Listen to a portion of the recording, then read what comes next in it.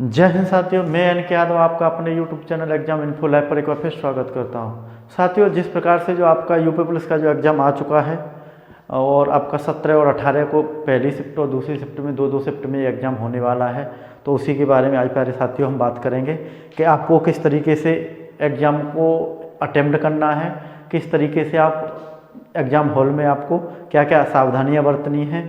तो आज प्यारे साथियों उसी के ऊपर हम आज आपसे चर्चा करेंगे। प्यारे साथियों, आशा करता हूं कि आपकी तैयारी काफ़ी अच्छी चल रही होगी और काफ़ी अच्छी रही होगी। अब आपको उस तैयारी को प्रैक्टिकल में उसमें आपको उतारना है। जो हमारा एग्ज़ाम हॉल है वहाँ पर अपने जो 2 घंटे हैं आपको किस तरीके से आपको मेंशन करने हैं उसके ऊपर वो डिपेंड करता है।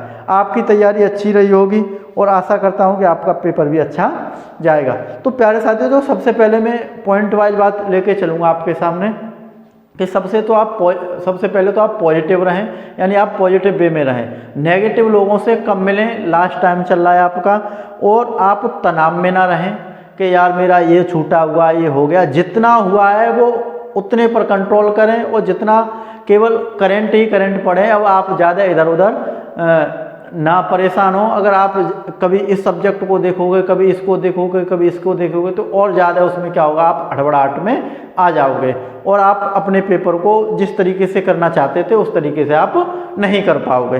तो और प्यारे साथियों, एक काफ़ी अफवाह चल रही है कि पेपर लीक होगा, कि ये होगा वो होगा, तो इन अफवाहों पर आप कतई ध्यान ना दें। कोई पेपर ऐसा लीक नहीं होगा। काफ़ी अच्छी विभाग ने काफ़ी अच्छी मजबूती से तैयारियां की हैं और प्रत्येक चप्पे पे आपकी फोर्स रहेगी, तो पेपर लीक के तो बहुत ही कम चांस हैं। तो इन चीज़ों पर विश्वास ना करें। उसके बाद प्यारे साथियों, काफ़ी बच्चों को इस बारे में भी काफ़ी है कि नॉर्मलाइजेशन किसको मिलेगा, 17 की फर्स्ट वालों को मिलेगा या 17 की शाम वालों को मिलेगा, 18 वालों को मिलेगा। तो आप देखो, नॉर्मलाइजेशन जो भी डिपेंड करता है वो पेपर पैटर्न के ऊपर डिपेंड करता है कि हमारा पेपर कैसे आए, पेपर कैसा आएगा। अगर पेपर में आपका उतार चढ़ाव है तो आपको किस शिफ्ट का पेपर टफ है, किसका इजी है, उसमें आपको ऐसा बड़ा नॉर्मलाइजेशन देखने के लिए नहीं मिलेगा। 2-1 नंबर का नॉर्मलाइजेशन, 2-4 नंबर का नॉर्मलाइजेशन आपको देखने के लिए मिल सकता है। चाहे आपकी 17 की फर्स्ट शिफ्ट वालों को मिल सकता है। देखो, अभी तक जो होता आया है वो जो सबसे पहले जो शिफ्ट रहा करती थी उसी को मिलता आया है, और आगे देखो क्या होता है उसमें आप बता नहीं सकते। अगर आपका एग्जाम पैटर्न इतना ज़्यादा ऊपर नीचे नहीं रहा तो 1-2 नंबर का ही आपका नॉर्मलाइजेशन मिलेगा। इतना बड़ा नॉर्मलाइजेशन मिलने वाला नहीं है जो पुरानी भर्तियों में कि 40 नंबर का 30 नंबर का जो नॉर्मलाइजेशन मिला था, ऐसा मिलने वाला नहीं है। तो इस बात से भी आप इतने परेशान ना हो। अब प्यारे साथियों, मैं बात करता हूँ आपको कि आप एग्जाम को अटेम्प्ट कैसे करेंगे। आप एग्जाम को अटेम्प्ट कैसे करेंगे? देखो, जिन प्यारे साथियों की काफ़ी दिन से आप अपना प्रैक्टिस सेट लगा रहे होंगे या ऑफलाइन वाला लगा रहे होंगे या ऑनलाइन वाला लगा रहे होंगे, तो आपकी प्रैक्टिस अच्छी होगी। आशा करता हूँ मैं आपकी प्रैक्टिस अच्छी होगी। तो आप अपनी उस पुरानी जो आपकी, जैसे मान के चलो आप ऑफलाइन लगा रहे थे, उसमें अगर आप पहले जीएस लगाते थे, उसके बाद हिंदी लगाते थे, उसके बाद मैथ लगाते थे या रीजनिंग लगाते थे, तो उसी पैटर्न को आप अपनाते रहें। हाँ देखो, जो मैथ के 18 से 20 क्वेश्चन आपके आने वाले हैं। अगर ज़्यादातर बच्चों का रहता ही है कि अगर आपको ऐसे क्वेश्चन नहीं आ रहा है तो कुछ क्वेश्चन ऐसे होते हैं जो अगर आप ऑप्शन लेंगे तो ऑप्शन से उसको आसानी से हम सॉल्व कर पाते हैं। तो ये बात रही। आगे बात करते हैं। देखो, कुछ क्वेश्चंस आपको ऐसे होंगे जो उलझाने वाले होंगे, जैसे सिंप्लीफिकेशन के मान के चलिए लंबे क्वेश्चन होंगे। तो मैं ये नहीं कह रहा कि उन क्वेश्चन को आप मत करिए, उन क्वेश्चनों को करिए, लेकिन उनको थोड़ा साइड करते हुए, यानी पहले आप कम से कम पेपर को पूरे को अटेम्प्ट करें। पता चला कि आपका सिंप्लीफिकेशन का क्वेश्चन है और वो आपका 1 मिनट 1.5 मिनट खा गया और 1-1.5 मिनट में आगे आपने देखा कि आप कई क्वेश्चन को कर पाते। तो मैं ये नहीं कह रहा कि उनको अटेम्प्ट मत करिए, आप करिए पहले। अगर जो आपको लग रहा है कि इसमें हमारे कैलकुलेशन में ज़्यादा समय लगेगा तो उस क्वेश्चन को थोड़ा बाद के लिए रहने दीजिए, क्यों ऑफलाइन पेपर है तो इतनी ज़्यादा परेशानी नहीं है कि आपको क्वेश्चन नंबर इतना होगा उस पर आप गोला मार दीजिएगा और आगे अपने पेपर में बढ़ जाइएगा। इससे क्या होगा, आप पूरे पेपर को अटेम्प्ट करने में काफ़ी आपको सहायता मिलेगी।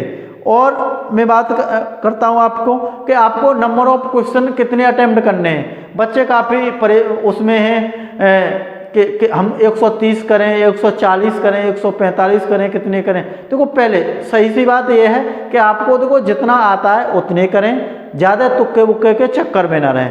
अगर आप 130 135 अटेम्प्ट करते हो तो वो एक आपका अच्छा अटेम्प्ट है।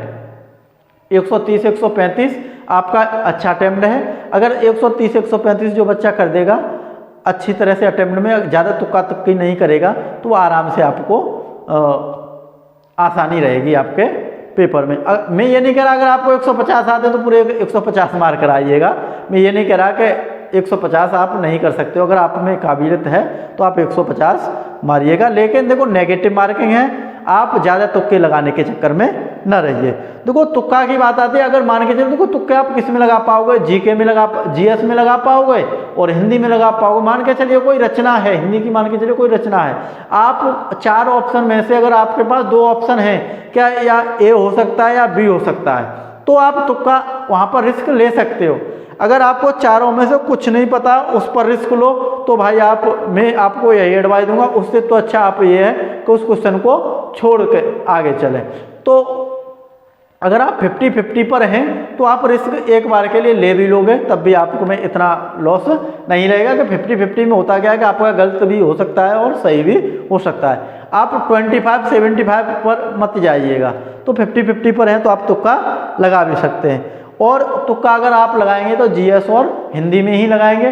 तो प्यारे साथियों, मैं आपको यही एडवाइस करूँगा कि आप आसानी से जो समय बचा हुआ है इसमें पर्याप्त नींद लें, नेगेटिव लोगों से बचें और बचने के साथ साथ अपने एग्जाम सेशन हॉल में समय से पहुंच जाएं, समय से अपना एडमिट कार्ड लें। जो भी आपके निर्देश दिए हुए हैं वो आपके एडमिट कार्ड में नीचे आपको लिखे हुए हैं। उन निर्देशों के अनुसार आप अपना जो फ़ोटो मांगा है या पेन क्या लेके जाना है, क्या नहीं लेके जाना है, उन चीज़ों को लेकर जाएं। अगर आपकी सेविंग बड़ी हो गई है और आपका क्लीन शेप में आपका अगर फ़ोटो लगा हुआ है तो आप क्लीन शेप ही करके जाएं, कि उसमें जाकर एग्ज़ाम हॉल में जाके आपको परेशानी न उठानी पड़े। पता चला कि आपको 3 लोग 4 लोग टोकने आ गए तो वो अच्छा नहीं रहेगा। अगर आपका फ़ोटो क्लीन शेप में है तो आप क्लीन शेप में ही जाएं। या आप अगर इतना ही शौक है दाढ़ी रखने का तो आप उसको अपनी शेविंग को हल्की करवा लें। अगर विभाग में आओगे तो आप दाढ़ी नहीं रख पाओगे, वो बाद की चीज़ें रहीं। तो मैं आपको यही एडवाइस करूँगा। बाकी एग्जाम इन्फो लाइव परिवार की तरफ से बेस्ट ऑफ लक। जय हिंद, जय भारत।